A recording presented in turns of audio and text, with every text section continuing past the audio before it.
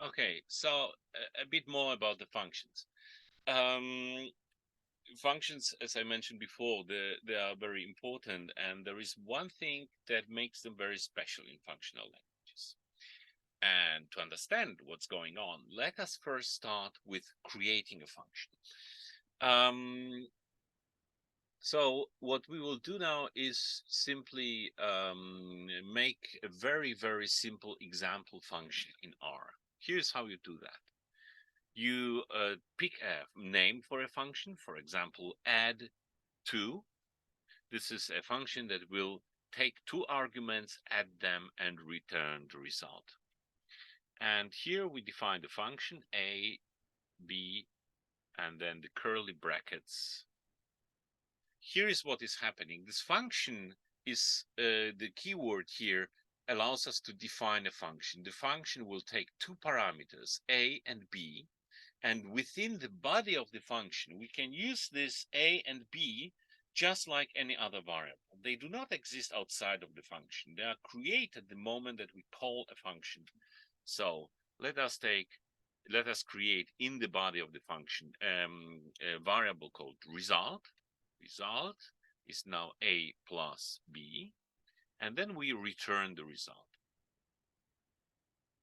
So as you can see, it's defining functions in R is very simple. When we run this code, we will have a new function called add2, which will be able to add two numbers and return the result. Not very interesting, but a good example for us here right now. So when we call our function now on two numbers, say add to 1, 3, we will get the result 4, as you can see here on the lower pane. Now, you can see we were not using 1 and 3 in the function body. We added a and b. So when we did this, when we called the function, a became 1 and b became 3. So within the body of the function, we can use these parameters under the names a and b. And then we return the result, which is 4 in this case. And we can assign the result of the function to our a new variable, for example, called 4. And now 4 contains the number 4. Now, the important part to notice here is exactly, Control B, and we have to erase the previous one. Okay, so the important part that I want to show you right now is this here. Okay, this assignment. When we define the function, we use the assignment operator. So actually, this is just a variable, but the variable doesn't hold your regular value. It doesn't hold 1 or 3 or 4. It holds the function. So function is just a blob of data containing the instructions to do something, and R knows that it has to run this data, this code. But we actually create the function here, okay, and then we assign the result to the variable called add2. And what does it mean? It means that we can use functions anonymously. That means we do not have to define this variable add2. We could have done the following. Take a look. Instead of defining the function, I just use this. So I define the function without assigning it to any variable. And then I simply call it as if it was a function, 1, 4 in this case.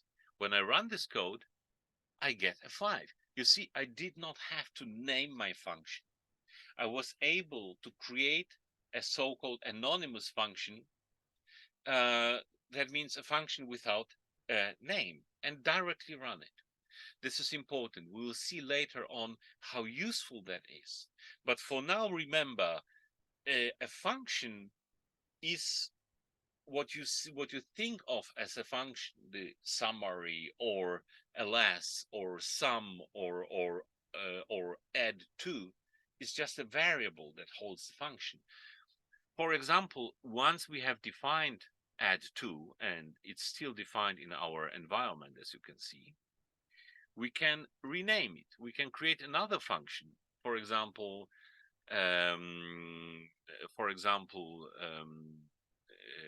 two numbers add, and assign the value of add to variable to this new variable. What happens now is we copy the code of the function into the second variable. So basically, we have duplicated our function, just like we could duplicate a variable. Both functions contain the same value, and both add to and two numbers add can be used to access the function. So two numbers add. If I now put here 5 and 7, I will get 12. And yes, I'm getting 12. So this decoupling of the variable name, of the function name, and the actual function inside is really important, because it allows us to do lots of useful stuff in R, which we'll come to later.